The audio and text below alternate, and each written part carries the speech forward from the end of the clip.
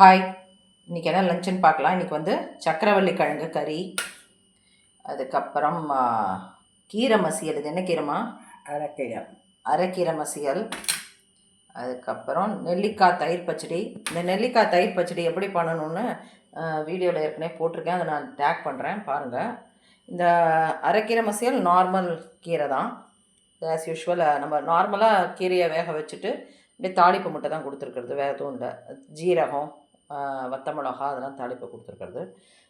சக்கரவள்ளி கிழங்கு வந்து கடுகு அதெல்லாம் வறுத்துட்டு சக்கரவள்ளி கிழங்கை பாயில் பண்ணி கடுகு, உளுத்தம்பருப்பு, கடலைப்பருப்பெல்லாம் போட்டு வத்த மிளகா போட்டு தாளிச்சிட்டு அப்படியே போட வேண்டியதான். இன்றைக்கி வந்து சுட சுட சாதம், லெமன் ரசம் இன்றைக்கி, அதுக்கப்புறம் தயிர், மாங்காய், இஞ்சி. இதான் இன்றைக்கி lunch. Happy cooking, happy eating.